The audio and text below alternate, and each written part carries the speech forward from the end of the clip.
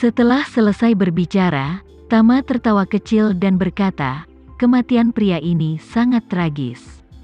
Dia adalah seorang earl yang agung, dia dibom menjadi daging cincang oleh artileri pertahanan jarak dekat, dan seseorang dengan berat beberapa puluh kati dihancurkan oleh bubuk ledakan bom, dan potongan terbesar mungkin tidak cukup bagimu untuk menempel di antara gigimu. Adi dengan wajah yang sangat muram, berkata dengan dingin, ternyata kamu selalu menentang kami. Jika demikian, maka kaulah yang menyelamatkan keluarga Polen di New York, bukan? Tama menatapnya, lalu menatap keluarga Polen dan berkata dengan tenang, benar, ini aku. Adi ingat apa yang dikatakan Duncan tadi, dan bertanya pada Tama, kalau begitu, kaulah yang menyelamatkan Isyana di Eropa Utara? Ya, Tama tersenyum dan berkata, tuanmu pasti sangat marah ketika kamu tidak menangkap Isyana?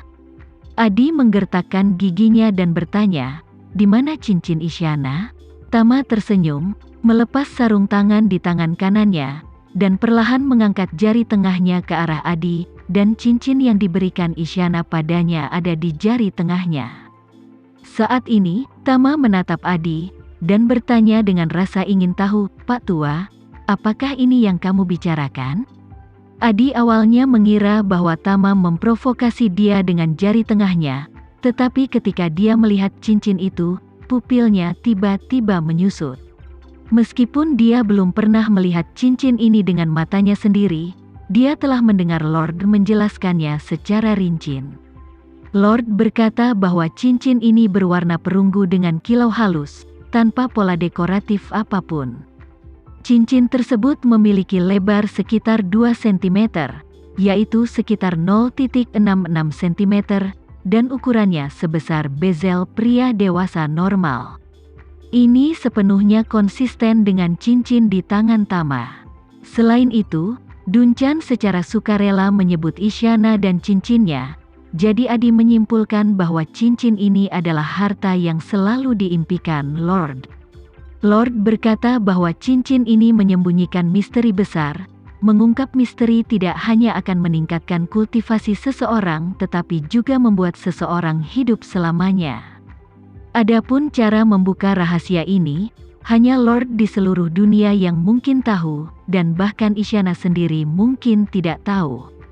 Lord telah mengatakan berkali-kali bahwa siapapun yang dapat menemukan cincin ini akan menjadi Black Mamba nomor 1, dan Lord juga akan meneruskan apa yang telah dia pelajari sepanjang hidupnya kepadanya tanpa syarat, dan dia bahkan dapat membagikan misteri cincin itu kepadanya.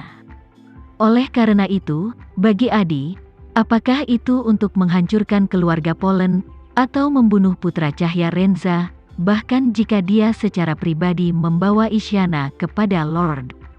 3 hal ini ditambahkan. Tampaknya tidak sepenting mengembalikan cincin ini kepada Lord. Memikirkan hal ini, Adi langsung berkata, hei, selama kau memberiku cincin ini, aku dapat membiarkanmu dan kakek nenekmu pergi ke jalan tanpa rasa sakit.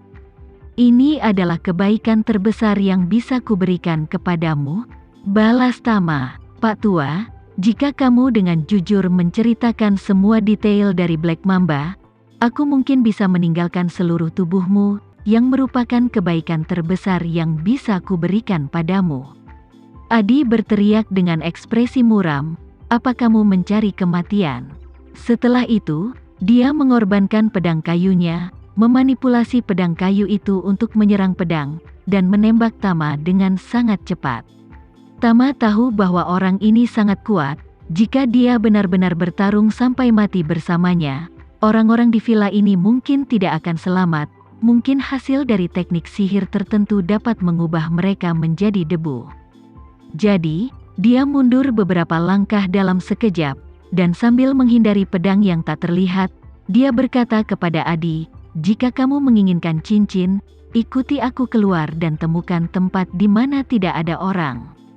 Jika kamu kalah, pertahankan kepalamu. Berikutnya, kau menang, dan hidupku dan cincin ini milikmu. Melihat sosok Tama yang sangat cepat, Adi untuk sementara mencabut pedangnya dan mendengus dingin, maukah kamu bermain di sini bersamaku? Biarkan aku memberitahumu, jika kamu tidak memberiku cincin itu dengan patuh, aku akan membunuh kakek nenek dan seluruh keluarga nenekmu terlebih dahulu." Tama sedikit mengernyit, tapi dia tidak menyangka Adi tidak akan tertipu. Jadi, dia melihat sekeliling dan berkata dengan suara dingin, "Setelah orang tuaku meninggal, selain pelaku yang paling kubenci, 2 kelompok orang berikutnya, aku juga membenci mereka." Adi mengerutkan kening bertanya, "2 kelompok yang manakah mereka?" Tama berkata dengan ringan, "Salah satunya adalah keluarga nenekku." Kemudian, Tama memandangi kakeknya yang menangis, dan berkata dengan dingin, "Yang lainnya adalah keluarga kakekku." Mendengar kata-kata ini, ekspresi Tuan Polen langsung redup, dan wajahnya penuh rasa malu dan penyesalan. Saat ini, Adi berkata dengan nada menghina, "Jangan bully aku di sini. Mereka semua adalah kerabat dekatmu, bagaimana bisa kamu membenci mereka?" Tama berkata dengan dingin, "Kerabat terbaik? Apakah kau tahu bahwa kau ingin membunuhku? Di mana saja aku selama 20 tahun terakhir sejak kematian orang tuaku?" Adi mengerutkan kening dan bertanya, "Di mana itu?" Keluarga Polen juga menatap Tama dengan saksama saat ini, dan mereka juga ingin tahu di mana Tama selama 20 tahun terakhir.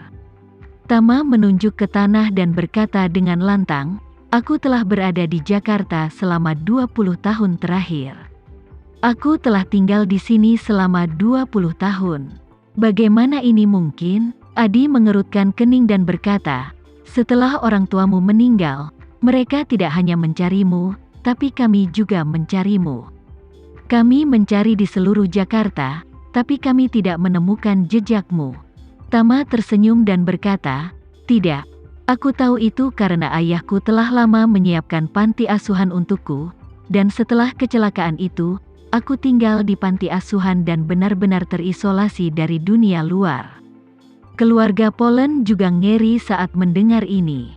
Meskipun mereka berspekulasi tentang keraguan mereka tentang panti asuhan beberapa menit yang lalu, mereka masih sulit percaya bahwa Tama telah tinggal di Jakarta tanpa pergi kemana-mana selama bertahun-tahun. Adi tertegun sejenak, dan tidak bisa menahan desahan, "Kamu benar-benar naga dan burung phoenix di antara manusia." Masalah ini, bahkan Lord pun tidak memikirkannya. Dia berkata sambil mencibir, "Tapi tidak masuk akal bagimu untuk memberitahuku hal-hal ini. Aku hanya ingin cincin di tanganmu. Serahkan cincin itu, dan aku bisa memberimu waktu yang menyenangkan." Tama mengabaikannya, dan berkata dengan senyum tipis, "Aku telah tinggal di Jakarta selama 20 tahun di bawah pagar, dan kehidupannya sangat sulit. Meski lelah, aku tidak pernah pergi ke keluarga Renza, atau ke keluarga Polen.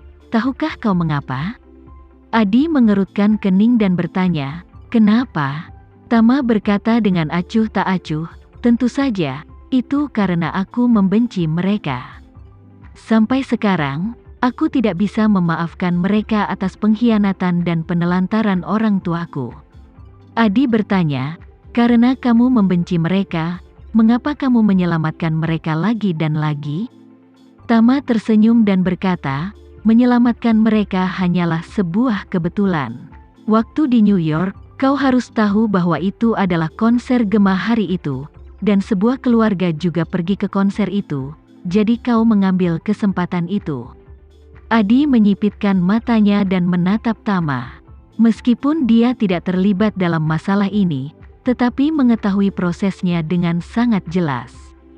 Itu adalah informan yang ditempatkan oleh Black Mamba di keluarga Polen yang tiba-tiba melaporkan kabar bahwa keluarga Polen akan bertindak secara kolektif. Lord segera mengirim prajurit ke lokasi konser untuk membunuh mereka. Akibatnya, tidak ada berita tentang prajurit yang dikirim. Tama melanjutkan, "Gema berasal dari Surabaya, dan ayahnya adalah saudara angkat ayahku, jadi aku membuat kontrak pernikahan dengannya ketika aku masih muda. Sebenarnya, dia adalah tunangan yang diatur untukku oleh orang tuaku sebelum kematian mereka, Alasan mengapa aku muncul di sana hari itu adalah karena aku juga pergi untuk bersorak untuk Gema hari itu, dan aku kebetulan duduk di sebelah keluarga Polen. Bukan karena aku bertindak untuk menyelamatkan mereka, lebih baik mengatakan bahwa aku bertindak untuk menangkap orang-orangmu. Bagaimana aku bisa mengetahui informasi spesifik tentang orang-orang suruhanmu itu? Kemudian, Tama berkata, untuk hari ini, sejujurnya, tujuan utamaku datang ke sini bukan untuk menyelamatkan orang, tetapi untuk membunuhmu.